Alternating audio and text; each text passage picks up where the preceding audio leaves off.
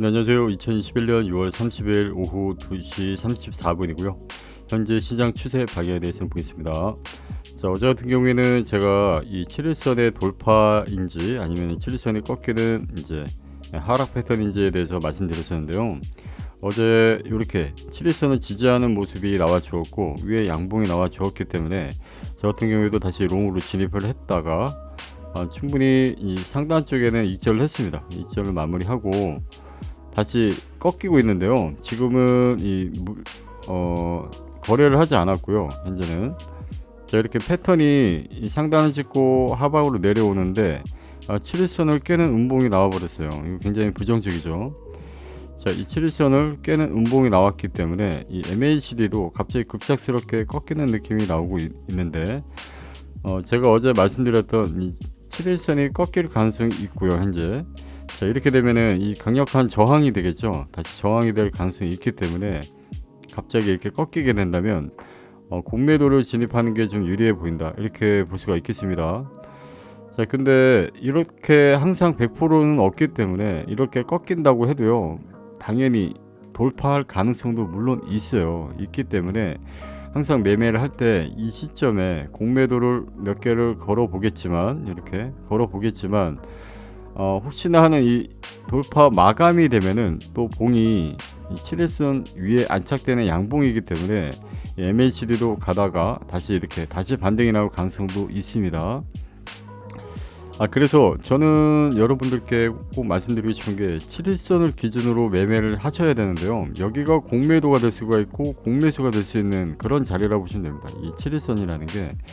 그래서 이 자리에 매매를 하지만 혹시나 모를 돌파나 또 하락이 나올 이 가능성은 항상 염두에 두시고 손절을 꼭 걸어 두셔야 돼요. 역지정. 그리고 내가 감당할 수 있는, 내가 이 시점에 공매도가 들어갔는데 좀 어느 정도 내가 감당할 수 있는 라인, 여기까지 돌파할 것 같은, 마감이 될 것 같다, 그러면 손절이 나가야 되는 겁니다. 마찬가지로 매수를 받더라도요, 매수를 받았지만 더 밑으로 깨질 것 같은, 이럴 때는 빠르게 손절을 하시고요. 손절하고 나서 다시 타점을 다시 정리해서 잡는 게 훨씬 유리합니다. 왜냐면은 물려 있으면은, 그러니까 원칙은 하나 그거죠. 저배율이어야 됩니다. 그래야 복구도 충분히 가능하기 때문에 저배율로 이 7일선을 기준으로 매매를 집중하시면 될 것 같고요.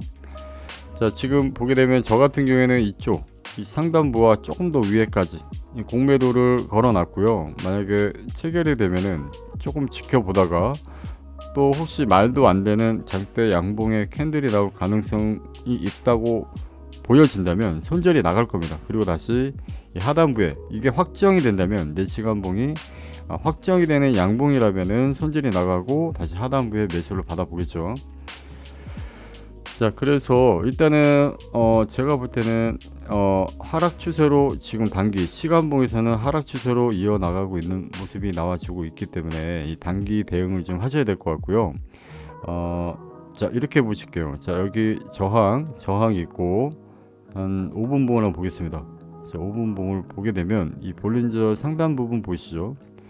이 상단 부분과 여러 가지로 보겠습니다. 이 저항, 1시간 봉의 저항, 그 다음에 4시간 봉의 저항, 여기 강력한 저항 라인이 되겠죠. 여기가 대략, 그죠, 강력한 저항이 돼 있는 그 공매도 자리로 괜찮은 자리이기 때문에 요 라인을 체크해 보시고 공매도를 들어가는 게 낫지 않을까, 저는 그렇게 보고 있습니다.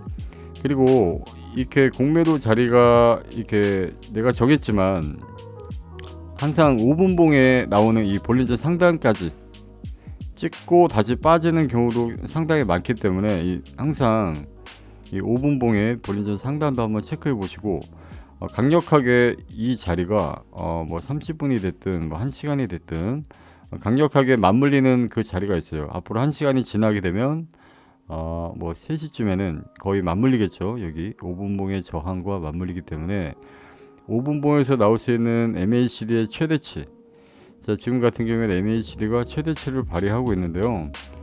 자, 이렇게 최대치를 발휘하고 있을 때 갑자기 급등해서 만날 수 있는 저항이기 때문에 이런 부분 체크해 보시고, 자, 15분봉에서는 너무 멀죠. 여기까지는 당장은 힘들 것 같고, 자, 5분봉의 저항과 4시간의 저항, 그 다음에 1시간의 저항을 7일선을 기준으로 체크해 보시고 올라올 수 있는 최대치의 볼린저 상단 5분봉에, 자, 이렇게 해서 공매도를 진입하는 게 좋지 않을까. 저 같은 경우에는 공매도를 진입해 볼 생각이고요. 당연히 여기 MACD에 나올 수 있는 한계치 힘도 한번 확인해 보시고 타점을 정해 보셔야 돼요. 그러니까 그렇게 유리한 쪽으로 확률을 좀 이렇게 매매를 하시면 좋겠죠. 그래서 이게 볼린저 밴드도 이렇게 움직일 겁니다. 여기서 횡보를 하게 되면 올라올 수 있는 저항, 그리고 대략 1시간 봉에서 나올 수 있는, 이게 2시간이 지나면 거의 맞물릴 가능성이 있죠. 그러면 강력한 저항이 되기 때문에 부딪히고 또 빠질 가능성이 있는 겁니다. 그래서 자, 이렇게 대응해 보시고요. 현재는 그렇고, 그리고 제가 전에 말씀드렸던 이격이 많이 벌어진다, 이격이 이 7일선과 혹시라도 음봉이 더 길어지게 될 경우에는요, 여기서 횡보를 한다 그러면 한 번 더 반등이 나올 가능성이 있기 때문에 7일선과 많이 이격이 벌어졌는지 요럴 때는 단기 단타로 공매수로 들어가 보신 것도 괜찮겠죠. 매수로. 자, 그렇게 대응해 보시면 좋을 것 같고요. 제가 정리를 하자면 이 추세가 MACD가 꺾이기 때문에 단기적으로 좋지 않고요. 이 7일선이 꺾이는 확정봉이 생긴다면은, 이렇게 음봉으로 확장이 된다면 7일선이 꺾이겠죠. 다시 단기적인 시간봉에서는 하락 추세로 갈 가능성이 있습니다. 그리고 이제 볼린저 밴드도 조금씩 올라오겠죠. 이렇게 한번 체크해 보시고 이렇게 좁혀질 거 가능성을 보고 이 저점을 찾아서 다시 롱으로 진입할 건지 그것도 판단해 보시면 좋을 것 같습니다. 그리고 이 MACD가 완전히 꺾이고 나서 다시 올라올 때 이 시점을 한번 체크해 보시고, 자, 일본 같은 경우에는요, 자, 이렇게 보게 되면 강력한 지지 라인이 있죠. 현재 MACD도 올라왔고 이 V자 패턴이 나왔기 때문에 강력한 지지 라인이 될 수도 있다. 이 일봉에서 보여지는 이 라인 7일선이죠. 34,000 전에랑 똑같네요. 34,000 부근 되는 이 34,000 초쯤이 되는 강력한 지지 라인이 있는데, 이게 하락에 하락을 자꾸 부추기게 되는 차트가 나오게 되면요, 이 강력한 지지도 깨버리는 경우도 되게 많았기 때문에 항상 그러니까 100%를 확신하지 마시고요.